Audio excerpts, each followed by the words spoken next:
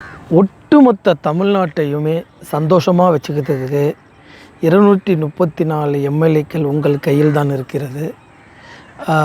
தமிழ்நாட்டு மக்கள் உங்களை நம்பி ஓட்டு போட்டிருக்கோம், மக்களுக்கு நல்லது செய்வீங்கன்னு.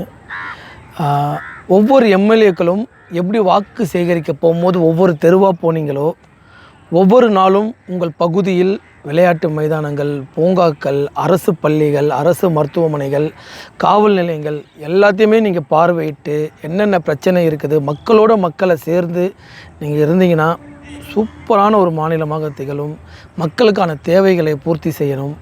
இதை தாண்டி எம்எல்ஏக்கள் மட்டும் இல்லை, அந்த தொகுதியில் எம்எல்ஏக்களாக போட்டிட்டு தோற்றாங்கள அந்த கட்சியை சார்ந்தவங்களே கட்சியிலேருந்து நிதி பெற்று மக்களுக்கான வாழ்வாதாரத்தை எல்லாத்தையுமே மாற்றணும்.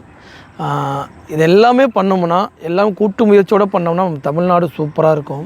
இதில் எந்த ஒரு மாற்றமும் இல்லை. இது வரைக்கும் இந்த மாதிரிலாம் நடந்துதான் தெரில. இனி வரும் நாட்களில் எம்எல்ஏ மக்களோட மக்கள் எம்எல்ஏன்னு பேச்சு வரணும். நிறைய கனவுகளோடு இளைஞர்களுடைய பாதைகளை மாற்றணும், நிறைய அவங்க கனவுகளை நிறைவேற்றணும். இது எல்லாமே ஒவ்வொரு தொகுதியிலும் எம்எல்ஏக்கள் பண்ணாங்கன்னா சூப்பராக இருக்கும். குறிப்பாக 100% போதை இல்லாத ஒரு தமிழ்நாடை மாற்றினோம்னா நாம் எல்லாருமே சேர்ந்து இந்த அரசுக்கு சப்போர்ட் பண்ணோம்னா முடியும். கண்டிப்பாக சில மாதங்களிலே 0 ட்ரக்ஸ் தமிழ்நாட்டில் கண்டிப்பாக இருக்காது. அதுக்கு எல்லோரும் சேர்ந்து உழைப்போம். அடுத்து ஒரு சூப்பர் வீடியோவில் நம்ம சந்திப்போம்.